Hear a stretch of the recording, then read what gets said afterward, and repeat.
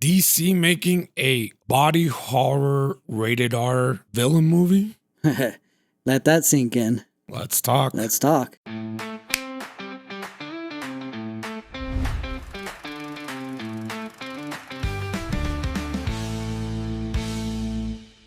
Welcome back, everybody, to NJ Hot Takes. My name is Andre. And I'm Joe.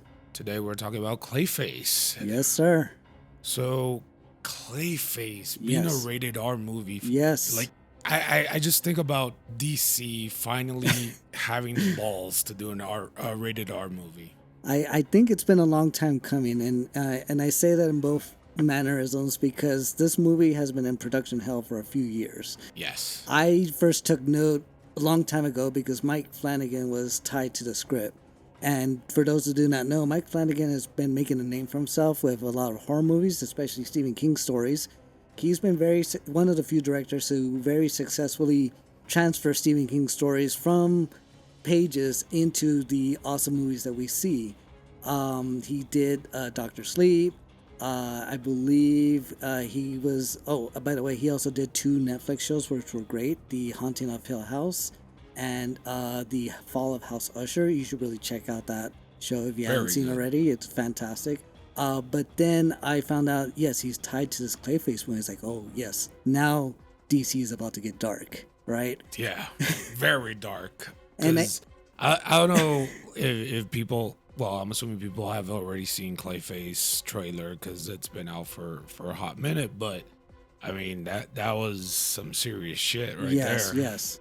And for those who don't know who Clayface is, he is a Batman villain. He is the product of some experiment gone wrong after this playboy of a guy gets mangled up by the mob, I believe. Yeah. He takes, due to his vanity, he takes an experimental serum where he's able to reshape his face and appearance so he could get back to looking like he used to before. But then something goes wrong. He's unable to control it, or it turns him into a bit of a monster. He's able to concentrate in order to hold his form, but ultimately he needs more and more of the serum in order to stay sane and human. Yeah, and just to add to that, he not only was he a playboy, he was also a movie actor. So that's why a lot of posters and stuff are always associated with him, especially, I don't know if you played the Batman Arkham games. Yes.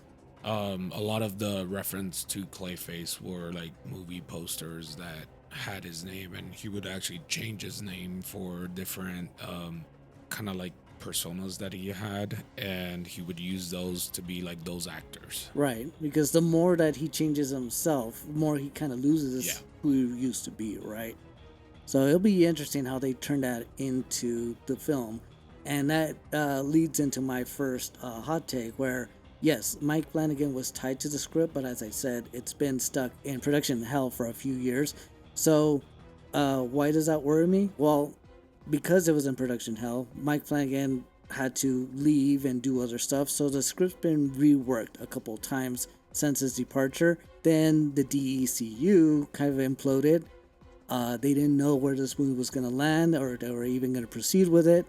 And now with James Gunn on the helm, just running DC films, he said, yeah, sure, let's bring it in. As a matter of fact, Clayface already appears in Creature Commandos, which is an animated series that's on HBO. That's part of his universe. So this character already exists. So now they're taking a step back to show his origin story.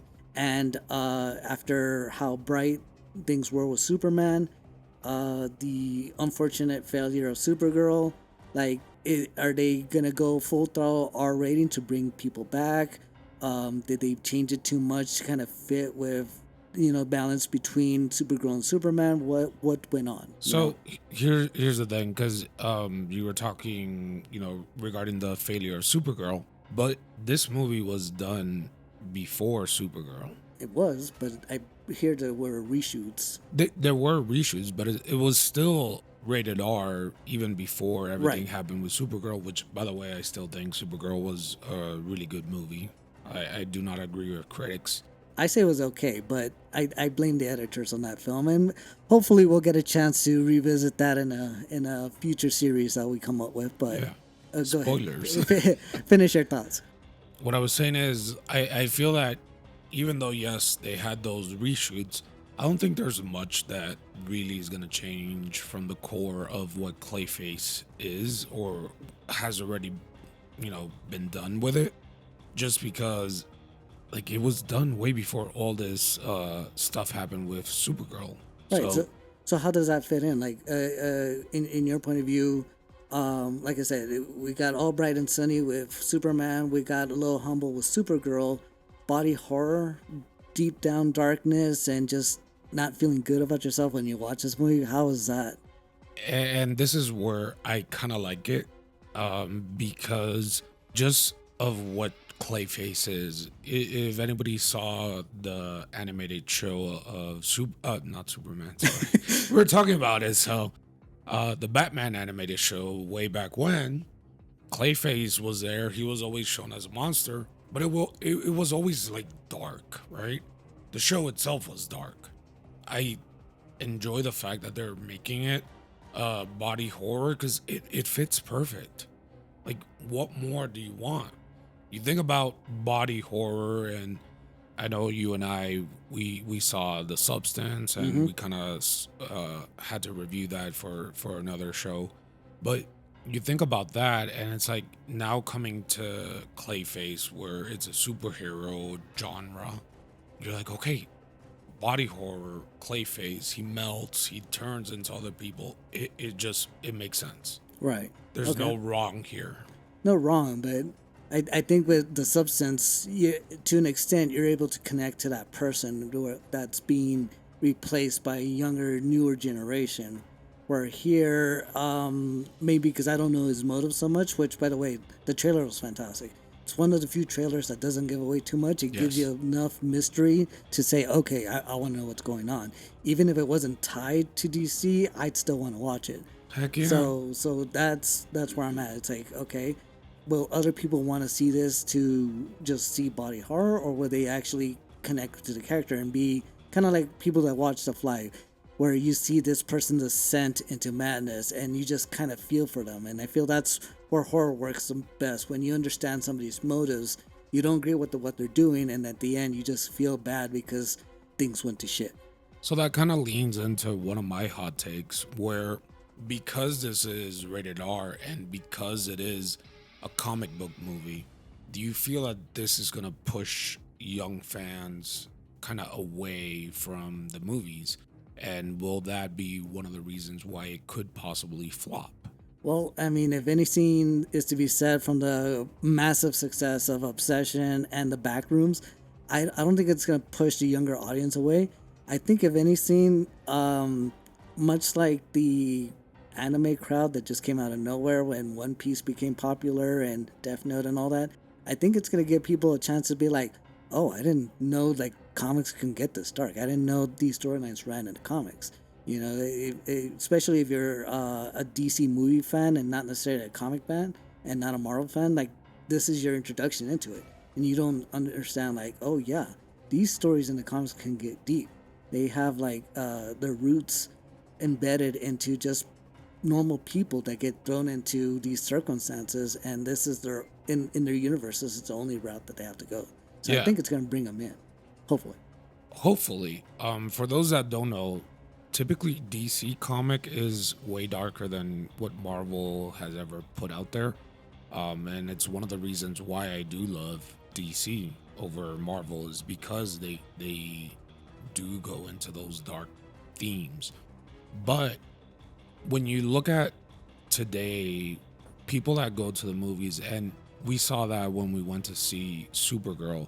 Supergirl wasn't R-rated, but what was shown in the movie was not for kids. Right. And you still, like, you heard kids and you saw kids running around, right? I don't know if you remember that when we went to see it. So there was quite a few wearing the capes. And yeah. So there is that push of bringing kids to the movies to see comic books. So with Clayface being rated R, there is going to be that guard of, okay, wait, if you're not 18, you can't see this, right?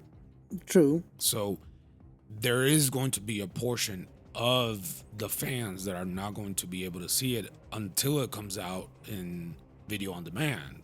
I feel where there's a will, there's a way. True.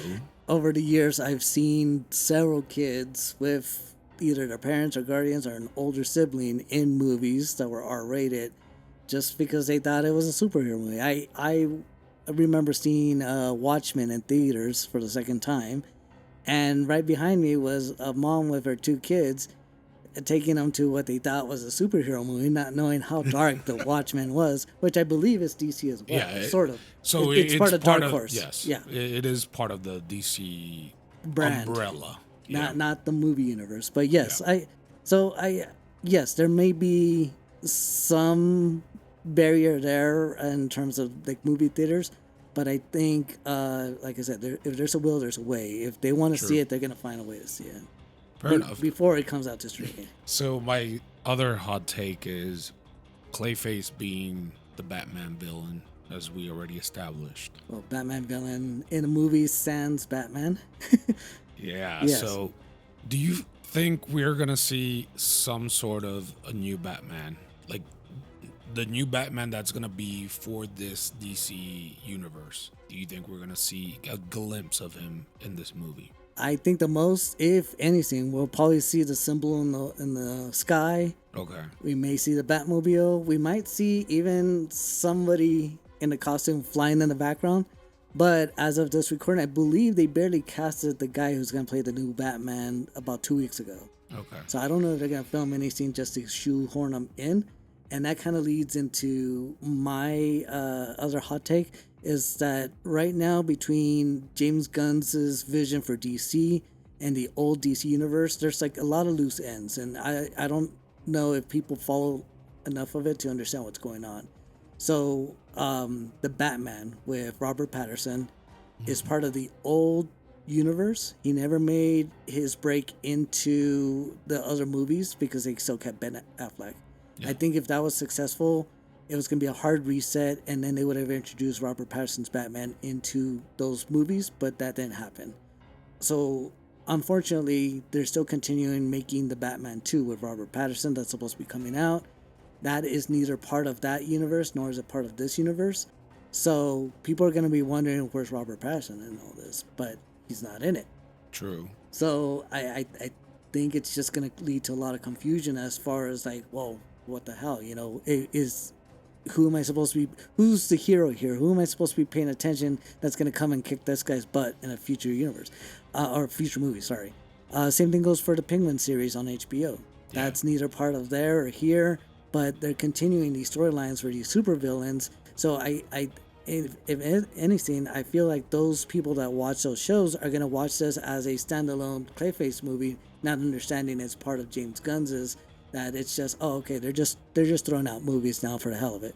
Yeah, and I kind of think that they should have just scrapped all, Batman 2, Penguin, because it like you say, it's gonna confuse people that have already seen those come into this, and it's like, let's say they do show a Batman, they're gonna be wondering why didn't I get to see that Batman without the mask or see him like do something and wonder then why this is not Robert Pattinson Batman and why is this Batman wearing a different costume, so it will cause a lot of confusion. Yep. And I 100 believe, even though I did enjoy the first Batman with him, I like the detective part of it, showing that he's actually a good detective. Was he?